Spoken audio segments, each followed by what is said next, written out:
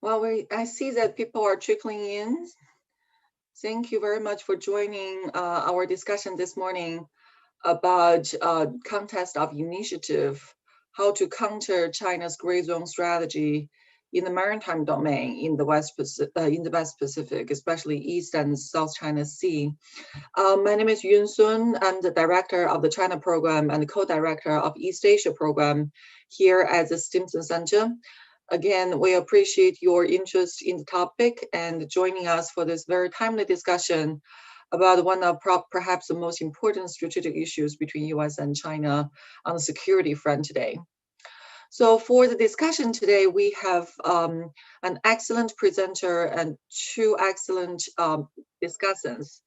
For the program is, first of all, based on a very interesting monograph that was just published by Professor Raymond Kuo of the George Mason University. And the title of the monograph is Contest of Initiative, Countering China's Gray Zone Strategy in the East and the South China Sea. And our Stimson staff will put the link of the monograph into the chat box in case you have time to take a look. The monograph has a very comprehensive and detailed examination of China's motivation, China's strategy, and the potential counter strategies that the United States and the regional countries could put forward. So for today's proceedings, we're going to proceed like this. To begin with, we're going to invite Dr. Kuo to give us a 10 to 15 minutes overview of the issue and his study. I know that he put a lot of time and work into this comprehensive study. And then after his presentation, we're going to invite two Stimson scholars, James Sebens and Pamela Kennedy, to give us their response, what their comments on the study, because James has been leading a project on the China's use of force without war, and it touches a lot on the same topics as Dr. Kuo's study in the maritime domain. So James will explain to us what his study has been focused on, what are some of the conclusions that he has reached. Then Pam is our expert on U.S. alliance system in the region, especially U.S.-Japan alliance. So after James' comments, we're going to invite Pam to give us her view as for how the U.S. and the U.S. allies in the region are responding to China's gray zone operation, especially in the maritime domain. And Pam also has worked significantly on the issue of Taiwan, and we all know that compared to Taiwan, the maritime disputes in East and South China Seas are probably less contentious, especially if you think about the stake that is being discussed at hand and China's determination to national unification. So we will also invite Pam to give us her views on this specific angle.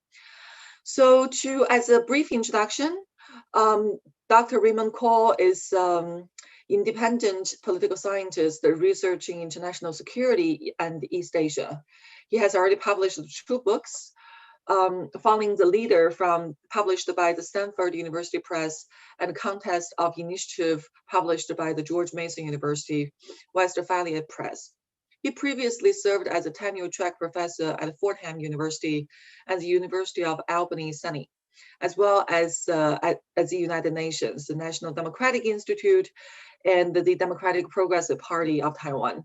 So Dr. Kuo holds a PhD degree from Princeton University. Without further ado, Dr. Kuo, the screen is yours. Please enlighten us. Thank you.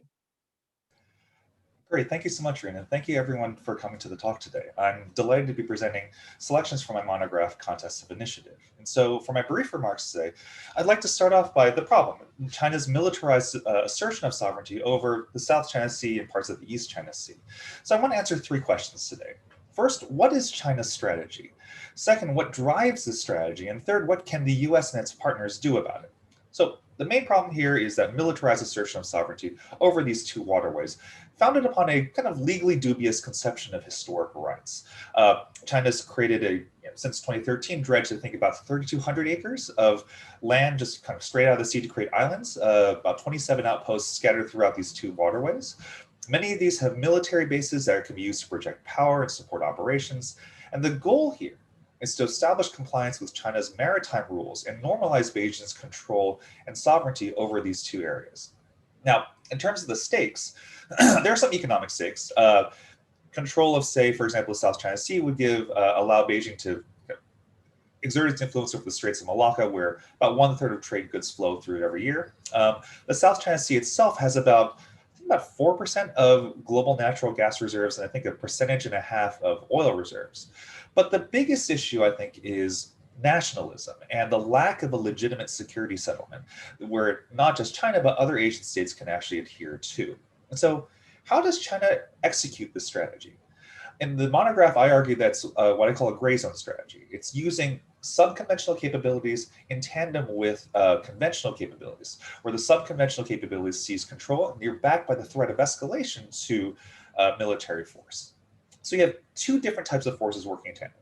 The subconventional ones are the Chinese Coast Guard and the maritime militia, nominally civilian, but their vessels can be quite large. They have reinforced hulls that can just ram other ships out of the way, water cannons, some light arms, that kind of thing.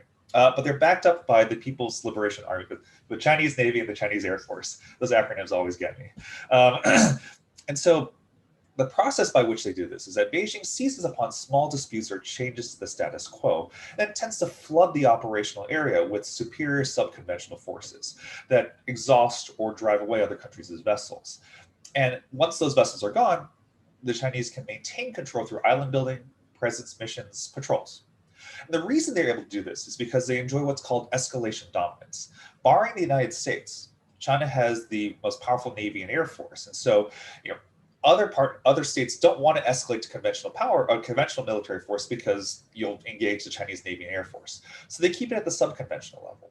But even on that level, China has superior forces. And this leaves partners with few options to resist or dislodge Chinese control once it's been seized. And so that's why I call this contest of initiative. Those states which can seize, maintain, and extend the pace of operations, they're going to win. They're going to force their other sides to react to their moves and leave them with few options to counter this gray zone strategy. So next question is, what drives this strategy? And I use statistical analysis in, I believe, the appendix of the monograph that says, what systematic variables can we see that drive this issue, that kind of determine whether or not gray zone strategies are adopted and work? The first is challenger capabilities. You actually have to have escalation dominance. But I think the other interesting point that came out of the statistical analysis was defender fragmentation and cohesion. Challengers are choosy. They pick on isolated states, or they coerce over issues that aren't directly covered by, say, an alliance agreement. And so as a result, the more fragmented a region is, it gives the challenger state more countries and more issues to pick on. And if you can close those political gaps in some way, the region is better able to resist this type of gray zone strategy. So in the case analysis, we find that when the US extends its guarantees, the China backs off or levels off its coercion with the Japanese. Every time the United States reaffirms the Mutual Defense Treaty, you see this sort of consistent drop-off in Chinese incursions afterwards. With the Philippines, the US, I believe in 2013, vaguely affirmed the Mutual Defense Treaty, and China withdrew some of its vessels. Even with Vietnam, clearly not a US ally, but the US extends its support, and China deploys its assets further away and kind of reduces the size of its declared zone. Now, you might think that this just means, okay, that's pretty easy. All the US has to do is just commit to its allies and we're done. No problem in the South and East China Seas. But it's not that simple, because from the statistical analysis, we find that it's regional fragmentation that's driving this, not specifically a US commitment. Even if China weren't there and we just somehow magically disappeared, you would still have maritime conflicts between, say, Taiwan, the Philippines, and Vietnam. And so it's this lack of settlement that allows China to kind of gives China the opportunity to pick off partners one by one. But that same lack of settlement could give any country the ability to pick off partners one by one. And so the final question here, what can we do about it? The monograph presents 3 different options, and I'll start with what I call accommodation. You can address fragmentation, regional fragmentation, by just not caring about it. you kind of say to the small states, you're really not that important compared to the U.S.-China relationship. And so what the U.S. Washington can plan to do is make China a satisfied state by accommodating its territorial claims, saying, sure, we will recognize your territorial claims and engage in a sort of great power condominium, because the small states just aren't really that important geostrategically. Now, the problem with this is that it depends on Chinese commitment. We have what's potentially a time inconsistency problem, that China may agree to it and may fully believe in agreeing to this plan, but once agreed to, they may have incentives to renege on that plan or continue trying to island build or assert greater sovereignty within that region. And the U.S. sacrifices its relationships, obviously, with its current partners and allies. The second option is renewed pivotal deterrence, essentially taking that pivotal position that the United States has, and particularly the United States military has, to swing its weight decisively towards one party versus another. And the idea here is that the U.S. is concerned about territorial revisionism from both China and some of its partners as well. So if you reestablish military preeminence, everyone realizes, okay, we don't want to piss off the United States. You can kind of swing your weight around to prevent conflict from any quarter. As a result, the drawbacks to this are it's more expensive, certainly more expensive than accommodation, and it will sacrifice the recent regional movement of, say, the smaller states away from China and towards the United States. And lastly, the one I tend to focus on more is what I call extended deterrence, which has kind of three cumulative elements. The first is, if we think that regional fragmentation is the real issue here, then you got to find some kind of political settlement to this territorial disputes. So establish that sort of political baseline first. And if you see to that, then regional states can get access to a standing security organization, which can help to coordinate responses to future maritime violations and disputes. If they accede to that, then you get allied military assistance and combined arms operations programs. And so you have a political settlement, then a coordinating organization, and then the military cooperation to actually allow you to defend that particular settlement, and presenting it in this sort of region-wide approach.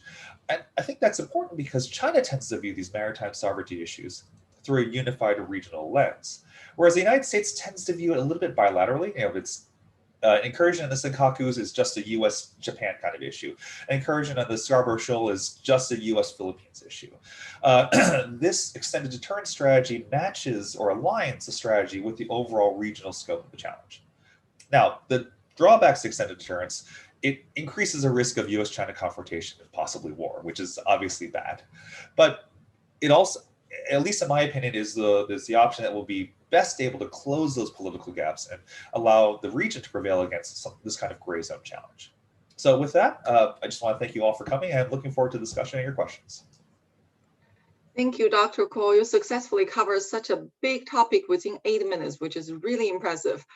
But I'm sure there are a lot of details that will be examined in the Q&A session, talking about which if the audience does have a question, please feel free to send in the questions through the Q&A function of the Zoom meeting, and we will be going through the questions and post the questions in the Q&A discussion section. I think for Dr. Cole, for your study, I think this relationship between regional fragmentation as almost an exogenous factor to the escalation and the Chinese internal drivers as the endogenous factor, I think the relationship probably I would wonder that what kind of a relationship that you would see between these two factors, because and you don't have to answer it now. We can leave it to you later, because it almost sounds like that regional fragmentation is identified as one of the origins or the causes of the Chinese approach and the Chinese strategy, which raises the question that, well, if the relationship is causal, then maybe fixing or enhancing the region's cohesiveness and address the question of fragmentation might be one of the solutions, which might be implied in your discussion about the extended deterrence and U.S. strengthening its alliance and partnerships in the region. So in terms of that relationship, I would be curious to hear what your views are later. But before we go into the discussion and go into the Q&A, we have James Stevens, who is a fellow with the Defense Strategy and planning program at our Stimson Center. And he's also the editor of the Military Coercion of U.S. Foreign Policy, the Use of Force Short of War, which is a book on U.S. strategy and military operations since the end of Cold War. And I think it was published formally, officially published last year. James' research has focused on grand strategy, foreign military intervention, and gray zone conflicts. He previously served as a research associate and as a special assistant to the president and CEO at the Stimson Center. And prior joining Stimson Center, James worked as a data analyst at the National Consortium for the Study of Terrorism and the Responses to Terrorism at the University of Maryland, where he contributed to a Defense Department project on gray zone operation and gray zone conflicts. So James, this topic would be right in your alley. Please share with us what you have done on this topic, and also what do you think about Dr. Kuo's some of the conclusion and the analysis? Thank you, James. Thank you, Yun. And first, Raymond, let me congratulate you on an impressive piece of scholarship, because I think you've managed to succinctly and eloquently describe what is an incredibly complex and difficult challenge, especially for US policy, which is namely, how should the US respond to China's increasing assertiveness in these long-standing territorial disputes with its neighbors, several of which are US treaty allies, as you know. On the one hand, the US has a clear interest in upholding the national sovereignty and territorial integrity of its partners and allies, and preventing threats to the liberal international order, especially threats to freedom of navigation and international trade. On the other hand, the US has a clear interest in preventing or avoiding a war with China, to include war between China and any of its allies. So the great challenge that we face currently is how to strike an appropriate balance, I think, between deterring China from further violations of international law and avoiding unnecessary antagonism that may lead to a major power conflict over issues that are frankly of marginal significance to US interests or national security.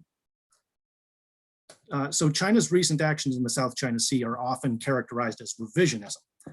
But as you know, China's territorial claims to all features within the 9-dash line date back to at least the 1930s, and are in fact consistent with the formal claims that Taiwan makes as well.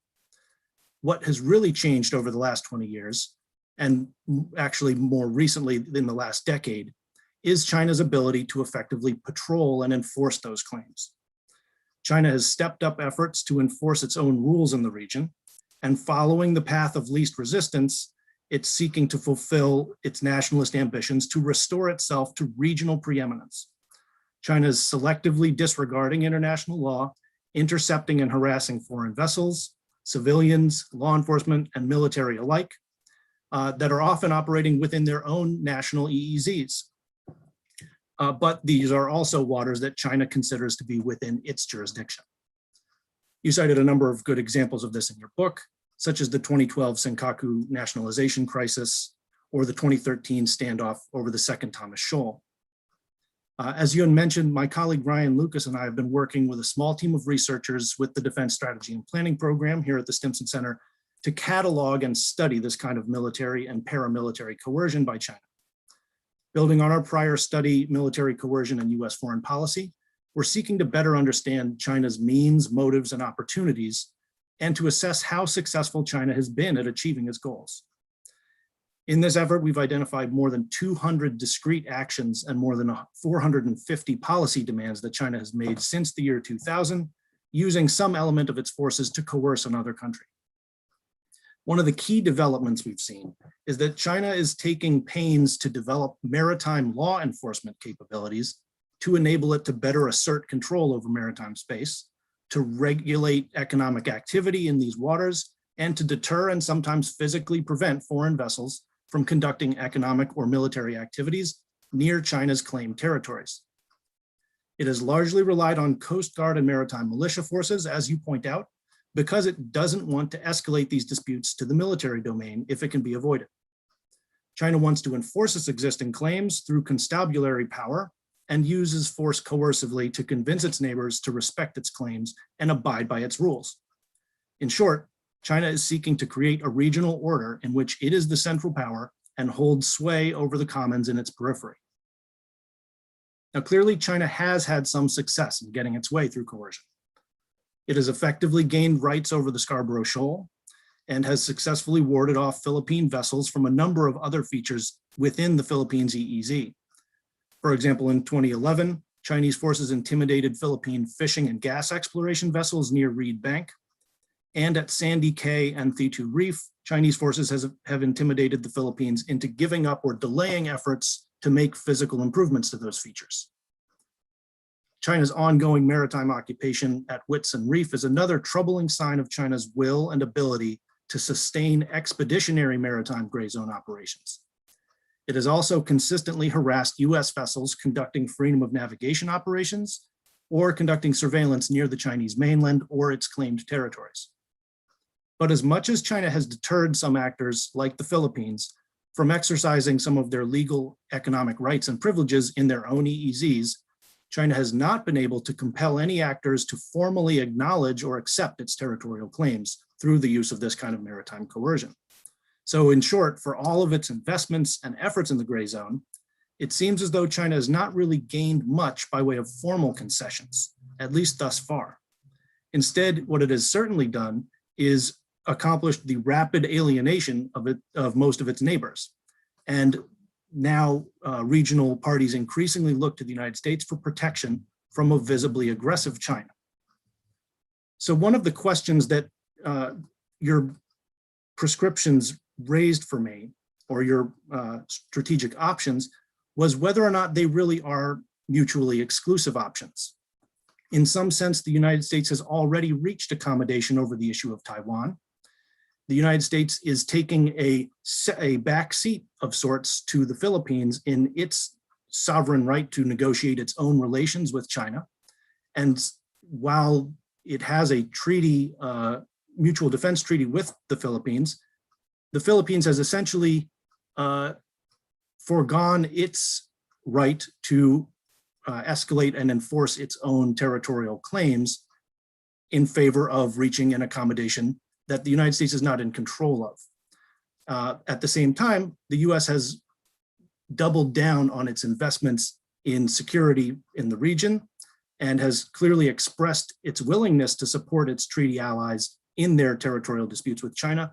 And so there is already, to some extent, an extended deterrence strategy in place, guarding against any armed aggression committed by China.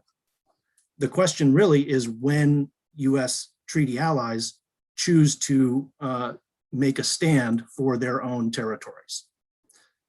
So I'll leave my remarks there in the interest of time. Thank you. Thank you, James, for that very interesting comment. I think we've seen this debate about about U.S. accommodation and to what level would be appropriate and what would be legit, going on in D.C. for a number of years. I would say almost a decade now. And my question is always, where do you draw the line? How do you determine that where the Chinese appetite really ends? And there's no guarantee that the Chinese appetite will become insatiable as a result of that accommodation. So I found your comment about the U.S. has accommodated China on the issue of Taiwan to be particularly interesting, because I'd be curious to hear what Raymond has to say about that, because I know what the Chinese will say about that. So it will be, I think we can engage in that topic in the discussion section, but that will have to wait till we hear from Pam, because Pam has been working on the issue of Taiwan and also on the issue of U.S.-Japan alliance and its utility in the region and its future prospect in the region. Pam is our own research analyst from our East Asia program. She holds a master's degree in international relations and international economics from Johns Hopkins SAIS, and a BA in government and East Asia studies from the College of William and Mary. prior joining Stimson, Pam interned with the Center CSIS Japan chair, and also the Center for East Asia Studies at SIS. She was also previously an associate examiner with the Federal Reserve Bank of San Francisco, where she reviewed Asian and American banks for safety and soundness. So Pam, please share with us your observation from an alliance perspective. What are some of the acute angles that we should be paying attention to? Thank you. Thanks, Yun, and hi, everyone. I very much enjoyed reading Dr. Kuo's Contest of Initiative, and today I want to explore the recommendations from the perspectives of some of the allies and partners who really are instrumental to US strategy in the Indo-Pacific. So their calculations are key in determining a policy direction. I'm going to focus specifically on Japan and Taiwan because they're my areas of study, but they also offer several important contrasts. Japan, of course, is very familiar with Chinese gray zone activities in the East China Sea, particularly around the Senkaku Islands, both air and maritime activities. The Japan Coast Guard is typically the first to respond to any suspicious or unidentified vessels. And in terms of encounters with Chinese maritime militia, as Dr. Kuo pointed out, bringing the maritime self-defense forces out could likewise draw out the Chinese Navy and risk escalation. And since the days of these early 2010s case studies that are discussed in the book, from where Tokyo sits, the situation is substantially worse. China has many more vessels out at sea. Incursions in Japan's territorial waters happen regularly, and there are recent developments like the January 2021 China Maritime Police Act, which could really change the nature of the game that the Chinese Coast Guard in its involvement in the maritime encounters could take place. Japan's responses to Chinese gray zone activities have generally tried to avoid escalation while recognizing the growing risk, but Beijing does hold the advantage. It's pushing forward while Tokyo tries to maintain a status quo. So for Japan, an accommodative approach would damage the United States' credibility as an ally to a great extent. It purposefully circumvents alliance coordination to make regional changes in cooperation with Beijing. But between pivotal deterrence and extended deterrence would pair well with the progress of US-Japan security alliance relations in building closer cooperation across all domains over the past decades. Extended deterrence also emphasizes regional cooperation that Japan is interested in. And this is important because changes in US defense policy in this scenario would not raise the specter of retrenchment and essentially kill off the possibility of deterrence. Instead, sort of like TPP, the trade deal, which survived an American exit, thanks to Japan, security cooperation could hopefully live on through an arrangement of partnerships and recognized rules. The main political question for Tokyo is it willing to risk retaliation from China for attempting this sort of organization and achieving that political cohesion across the region, maintaining it across election and budget cycles is so difficult. But if we turn to Taiwan, probably the #1 target of Chinese gray zone activities in various forms, from military exercises and missile drills to cyber attacks to economic coercion, it really is extensive and covers every domain. Keeping in mind that the United States doesn't have any formal arrangements with Taiwan, and under the TRA, the Taiwan Relations Act, Washington's only commitment is that it provide, or rather sell Taiwan whatever arms it needs for defense. The characteristics of deterrence are nuanced in a different way. Over the past few decades, Washington's approach to the island has been strategic ambiguity, which I think of as sort of a capsule version of pivotal deterrence, in that it does deter Beijing from attacking, Taipei from declaring formal independence. The US plays that third-party role to prevent either side from moving. But that's difficult to maintain, especially in recent years as the US and China have become more confrontational on multiple fronts. Taipei also, of course, wrestles with this delicate balance. There are multiple views in Taiwan, as in the US, on whether strategic ambiguity really is the best option for protecting the island. But I have to ask, is extended deterrence better? Would the United States be able to include Taiwan in a regional security arrangement to create the full extended deterrence effect? Or in order to avoid Beijing's inevitable strong response, would Washington need to maintain strategic ambiguity just for Taiwan, meanwhile openly coordinating policies with other partners and allies? There are risks in both approaches. Washington would worry about adventurism from Taiwan if strategic ambiguity ends, but I think the US should also worry about the impact of creating a new multilateral organization that could exclude Taiwan from decision-making in its own neighborhood. And as Taiwan is a core issue for Beijing, a part of how Beijing reacts to these policies would reflect Taiwan's role. I think I've been talking for too long, so I'll stop there, but happy to discuss this further with our panelists. Not at all, Pam. I think that's tremendously valuable, especially the Japanese perspective. And the issue of Taiwan is, I think, is particularly interesting because, like you said, Taiwan has been probably the biggest target of China's gray zone strategy. But it begs the question of what has China achieved? What does China intend to achieve with the gray zone strategy towards Taiwan? Like China's warplane crossed the median line of the Taiwan Strait or into Taiwan's ATIS on an increasing frequency. But does that really help China to achieve its goal of national unification? So can gray zone strategy be used to take over Taiwan? And I think that really raises a question of what is Beijing trying to achieve by these gray zone operations vis-a-vis Taiwan?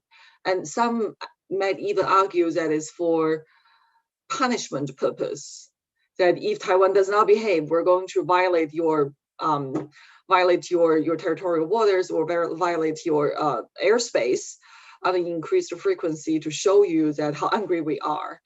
But then it does run the counter effect of pushing Taiwan even further away and drawing US even further into the issue. So we have 28 minutes left for this session. So I would love to hear whether the panelists have any response to the questions that I have raised, or maybe you have questions for each other before we move on to the Q&A from the questions from the audience. So Raymond, would you like to start? Sure. Okay. Just very briefly, thank you both to Pamela and James for those great questions and comments. I'll just keep my remarks brief so we can get to the audience's Q&As. I wonder, James, you mentioned, like, does the US already kind of have an extended deterrence strategy in place, or did they kind of at least the bones of it? Possibly. I mean, I think the US is kind of waking up or has woken up to the fact that China is, at least militarily on security issues, presenting a challenge to the regional order. I think the question I have is the same one you have as well, that when do treaty allies choose to make a stand? And for me, the major issue about US-China conflict is accidental war or accidental escalation. And to some extent, outsource the decision-making point to a treaty ally seems like at least for me, not the best kind of way to approach this. And so I tend to prefer greater institutionalization and communication to, at least for the US to have a seat at the table to determine with its treaty allies, do we really want to be pressing on this, or do we want to hold back and respond in different ways? And so to some extent, I think you're absolutely right. We are starting to see the bones of the sort of extended deterrence strategy come up, but the lack of institutionalization of regularity, I think, is perhaps a problem here, because it can lead us into that sort of accidental war concern, risk. Pamela, maybe this is getting a little bit further afield from, say, the monograph, but the Taiwan Relations Act, I was just thinking about this recently, and what really strikes me about it is that its language is very similar to CEDAW and the language in the Japan and Philippines mutual defense treaties. That yes, formally, the only thing that the TRA asks the United States, or tells the United States it has to do, is support Taiwan's defense through arms. Yet at the same time, it also makes the same sort of commitment that you know, security challenges in the region, I forget the exact language, are of national interest to the United States, or national interest to all the parties involved.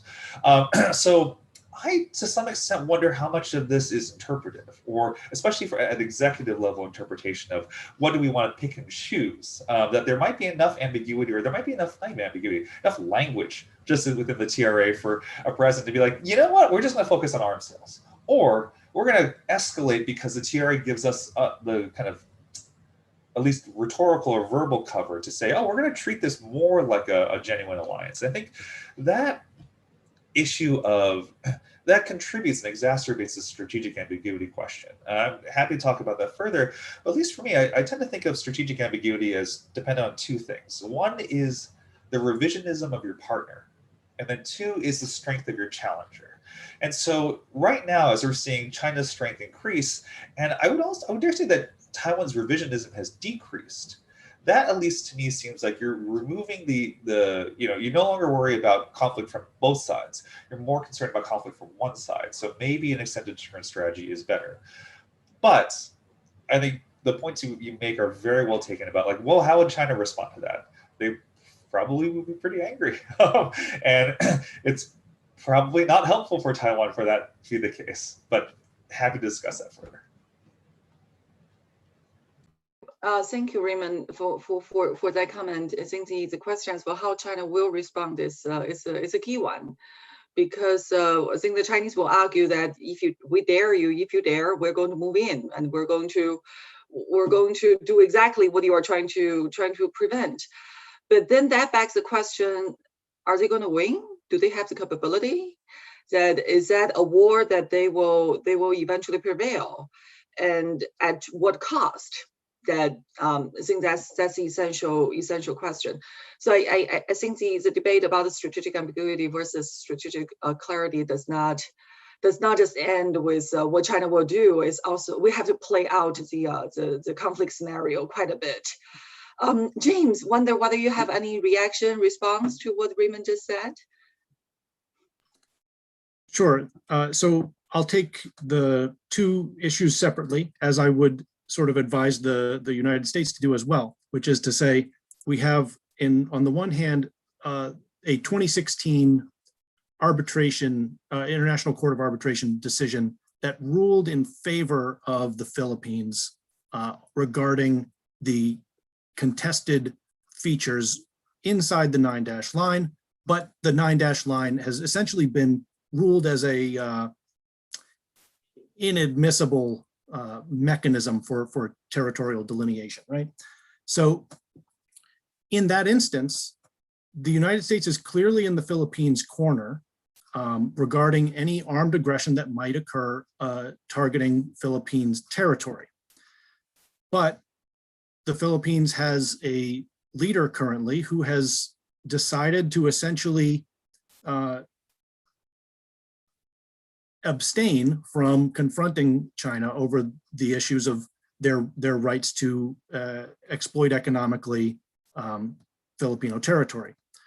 So this puts the United States in a difficult position. I think your point about the need to coordinate with allies is exactly right, but we need a willing partner. The United States is not in control of the Philippines, and so their bilateral relations with China are something that we can attempt to influence and persuade through dialogue, but we can't, in essence, adopt another country's territorial integrity as our own for purposes of defense. So it is a kind of a first mover question, and the first mover, in my view, has to be the state that is a direct party to the dispute. And the question of escalation dominance is answered by the Mutual Defense Treaty, the existence of an obligation, a formal agreement that brings the United States in on the side of the Philippines in the event that there's armed aggression committed against its territory. So I think it's incumbent on our allies to decide which issues they think are worth escalating over, and for the United States to fulfill its obligations. Regarding the disputes that haven't been arbitrated, the United States interests, I think, are best served as standing somewhat aloof and serving as a kind of guarantor of last resort for international law. In other words, encouraging political settlement and encouraging arbitration of these disputes would allow the United States to not come in on one side or another to push the issue by force of arms, but rather to push the international legal system to resolve those issues and then to stand by the results of those decisions. Regarding Taiwan and China's objectives, I think a lot of the confusion, let's say, around this issue stems from whether China's attempting to bring about capitulation of the Taiwanese government or maintain the status quo. And as far as I've seen, China's reactions to increased US engagement with the government of Taiwan are essentially have negative objectives. They are attempting to prevent a formal declaration of independence, which Taiwan has sort of reached this kind of similar gray area where they say, well, that's fine, we're already independent, so we don't need to declare independence. Great, so both sides can agree to not disagree perhaps over the need for a formal declaration. And so long as there is no such thing, China is appeased. But every step that goes in the direction of dissolving or diluting the one China policy or principle, depending on who you're talking to, is something that China's responded to through these kinds of incursions in Taiwanese airspace.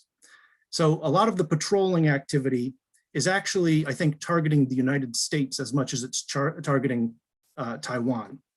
Taiwan is already not making formal declarations of independence. What China is responding to, I think, is a sense that the US is moving away from its one China policy and is sort of diluting the history, the historical policy of ambiguity.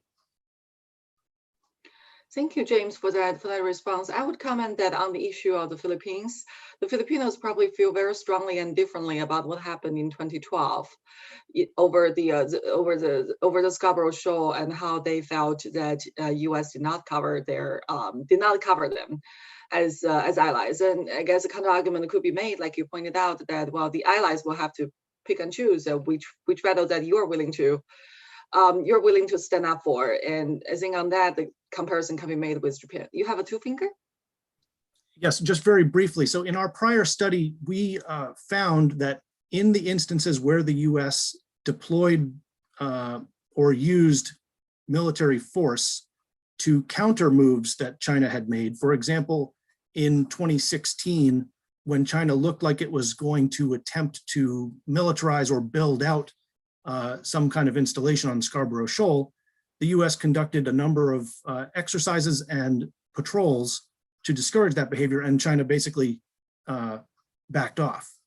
So there's some encouraging evidence, and Raymond, you found encouraging evidence, I think, as well in your study about China's tendency to back down when pressed to either escalate or back down by the United States, that is.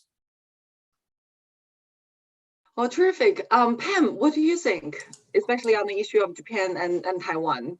Yes, I will cover Japan and Taiwan. On the issue of China backing down when the US makes a statement, I think the Senkaku Islands are possibly a disproving case. Chinese activities around the Senkaku Islands have persisted over the past decade, even though the US has actually looped the Senkaku Islands into Article 5 of the Security Alliance. And it was even mentioned at the 2+2 meeting in March, reiterated that that alliance does cover the Senkaku Islands. It hasn't really deterred Chinese air and maritime activity around the islands. So maybe there are some exceptions to this particular case because of the strategic location. I'd be interested in your thoughts.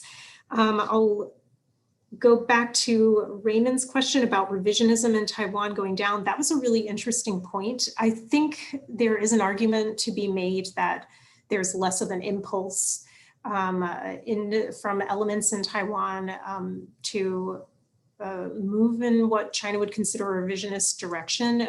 Perhaps it's just evolving the situation in Taiwan about how people identify as Taiwanese versus mixed or as Chinese. Could that be considered revisionism, or is the status quo just like naturally evolving over time? However, from Beijing's perspective, it is revisionism. So in the end, I guess that's what matters. And I agree with James that the US really has been the actor to make statements and moves that China would interpret as revisionism on the Taiwan issue. There was so many instances during the Trump administration, the Taiwan Travel Act, the Asia Reassurance Initiative Act, reports out of the DoD that loop Taiwan into this Indo-Pacific strategy. All of that is a type of move that Beijing would interpret as moving away from strategic ambiguity. I think that there is that flexibility in the TRA to allow for these types of policies to be pushed forward as well as rolled back.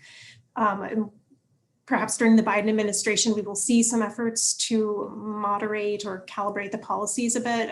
But yes, it is coming mostly from the US side in this case with mixed results and certainly mixed reception in Taiwan as well. In terms of China's gray zone strategy being successful for reaching national unification from Beijing's perspective, obviously it is not winning hearts and minds in Taiwan, but it can deter a stronger response from the US. I think that is Beijing's hope, that the US will stop doing things like the ARIA Act in 2018 and Taiwan Travel Act, that the US will interpret Beijing's response as these are red lines that the US should not be crossing. It could also be that some of the gray zone activities are simply testing certain strategies for ultimately scooping Taiwan back into Chinese territory, practicing blockade tactics or swarming tactics that could help in a last case scenario, use of force, help to set the stage for an amphibious invasion. Be interested in hearing your thoughts on that as well.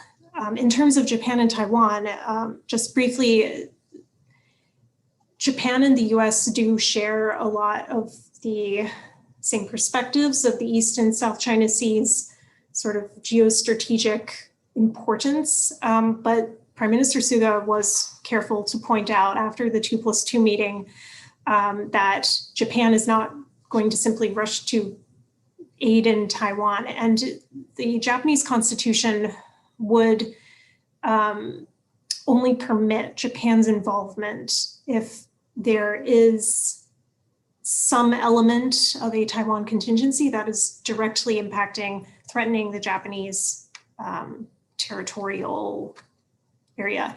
It is likely, because Japan has so many islands that are so close to Taiwan, it is likely that that scenario could happen. But Japan has to be really careful about saying that it can commit to something, even under collective self-defense. That is a constitutional issue about what the self-defense forces can and cannot respond to. That is not so clear-cut, even from just that baseline. Well, that's a keen observation. Well, we have about 10 minutes left, and we have a bunch of questions from the audience. So we're going to move directly into the audience question. Here's one for Raymond, and it's from Dr. Stephen Haggard. He pointed out that the central problem with the proposed approach is China's unwillingness to agree to an overarching political settlement. That if Beijing is unwilling to go into this direction, and Beijing does not want a regional approach and prefers operate prefers to operate bilaterally. So this raises the question of whether the United States could form a multilateral approach without China. That what if China does not play along? That it's not even sufficing the precondition for this approach to work. What do you think, Raymond? Fair enough. My allergies are killing me as well, so I totally get that. Sorry. So I would say yes. I mean, with the accommodation approach, it's the option. The U.S. is just essentially cutting a deal with China. But when we think about extended deterrence, I would say that's kind of the point. It's taking on a little bit of the strategy of the TPP, which is that you create a sufficiently weighty bloc that China can choose to join or not. If it chooses, you get some sort of high level coordination or like high quality coordination on, in the TPP's case, trade. In this case, maritime settlement. But the point is that what's the other option? Is it that the U.S. would go it alone, that we wouldn't coordinate with its allies? Well, China's even less likely to join any kind of non-existent settlement or fragmented political settlement, and more likely to, for example, try to assert its own sort of political settlement on this maritime region. So I agree, it's unlikely that China is going to go along with it, but to some extent, that's okay, because you have gathered enough systemic or regional weight, I guess you say, that they will face a higher cost for not joining. Okay, increase the cost of their incorporation or lack of cooperation, at least reputationally or in terms of the legality of their position. Well, we offered you a regional approach and you refuse to adopt. The next question is building upon a couple of questions about the role of regional states. Again, it comes back to the relationship with the U.S. and their willingness to partner with the U.S. to assert their own claims vis-a-vis China. How committed are regional countries themselves, including Philippines, Malaysia, Indonesia, Vietnam, to protect their own interest? And a follow-up question about how China may leverage coercion to discourage partnerships with the United States. So, and the specific point being made here is that to maintain a military presence and project force in the region of South China Sea and beyond, the U.S. needs access to ports and other facilities in partner nations. But China could easily use coercion to discourage countries in the region from granting the access. So one example is Vietnam's vulnerability to Chinese control of the headwaters of the Mekong.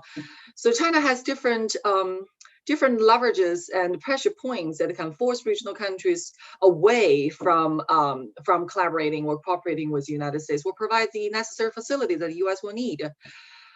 So how could the U.S. counter this Chinese ability to use its coercive force in this direction? Raymond, do you want to share some thoughts, and then we'll go to James and Pam? Thanks. Oh, sure. Okay. I mean, in terms of the first question about how committed are the regional countries, I mean, in my mind, not enough, but that's maybe not surprising. I think to some extent, though, the reason why they're not committed enough is because they're not entirely certain what the U.S. is going to do. I mean, you're a small state, you're like a small fish swimming among sharks, right? It's helpful to know what one of the sharks is going to do, so you decide what you will be doing. I think the lack of, say, leadership or clarity about the strategic agenda or strategy that the U.S. that the U.S. is pursuing naturally means that those smaller countries are just not going to want to kind of stick their necks out, because ultimately they'll get eaten by the other shark unless. Okay, I'm getting too far with this analogy, but you know what I'm trying to say here. Secondly, on China using leverage to discourage partnership with the U.S. Friends of mine, Darren Lim and Rohan Mukherjee, have a great piece, I think in Asian Security, focusing on Sri Lanka and its relationship with China. And I think this is correct, where in trying to use economic coercion, but the Chinese trying to use economic coercion in Sri Lanka, produced two effects. One, that the Sri Lankans said, you're not going to touch security issues. We will not compromise on those. Two, that it actually encourages sort of anti-CCP, I guess, kind of feelings within Sri Lanka. And I think this is a similar, you would probably see the same dynamic happening in, say, Vietnam or the Philippines to some extent. That if the Chinese were trying to use economic coercion on what are perceived to be security issues, that just drives those countries further into the U.S. orbit. And you can compromise on your economics, but it's much harder to compromise on your security issues. So they might just be kind of beating their heads against a wall. Well, that is really interesting. So do we assume that the public opinion has a determining effect over these countries' national security choice in the end? Oh, sorry. I think the context of their study was it was the governments, not the public opinion, actually, that was kind of driving this. But maybe that was underexplored in the study. But I kind of think it might be kind of one and the same in a lot of these cases. Thank you, Raymond. James, any thought about U.S. allies and partners and their vulnerability towards vis-a-vis the Chinese coercion? I'll just say this: the United States and to a lesser extent the Philippines have had some success in simply ignoring the ultimata that are issued by the Chinese Coast Guard or maritime militia forces, saying, "This is Chinese territory, please leave." And just ignoring that kind of a ultimatum, China has not often been willing to escalate beyond that kind of verbal threat. There are instances where China has tried to ram vessels or physically obstruct vessels, and that's a navigational challenge and unprofessional conduct, and in violation of the codes of conduct that are supposed to be governing interactions in the maritime domain. And so there are agreements and mechanisms through which those countries would have valid complaints to bring against China, which also would further erode China's any sense of kind of legitimacy or authority in operating in the region if China doesn't abide by the terms and conditions and codes of conduct that it itself claims to subscribe to. Similarly, there are principles of non-interference in the domestic affairs of other countries that China proclaims and that are shared by ASEAN in principle. And the more that China violates those, the more it sort of reveals its own hypocrisy and delegitimizes its behavior. I would add that the Shanghai Cooperation Organization is a mechanism by which China can sort of formally get other countries to agree not to participate in hostile alliances. But those economic incentives that might come with membership are not going to be worth sacrificing security. And so I think that other countries will make a similar calculation to that Raymond just outlined with Sri Lanka, which is that if security interests are at all compromised, then that is a deal breaker. Well, let's hope so. Pam, here's a question for you. There's a question about your thoughts on Japan's options in the East China Sea, and I think that would the question probably will be right in Raymond's alley as well. What is the best option in order to maintain the status quo? Is it Coastal Guard presence, or is there any realistic possibility or options to gain escalation dominance by Japan? Is it even possible, feasible? Given Japan's constraints on its defense budget and how difficult it has been to even increase it a little bit over the past decade, year to year, escalation dominance doesn't seem very likely. But the Coast Guard is a good option. Increasing Coast Guard presence, because the Coast Guard lives under a separate Ministry of Land and Infrastructure or something, it is actually governed by police laws instead of defense. So it might have more budget flexibility. Increasing Japanese Coast Guard would be very helpful. It's already quite a large fleet, Japan being an island nation. The problem is that China's Coast Guard and its maritime militias have such an overwhelming tonnage. I can't imagine Japan being able to float that many ships in response. And ultimately, what would be the point of that? To fill up the East China Sea with boats so that neither side can move?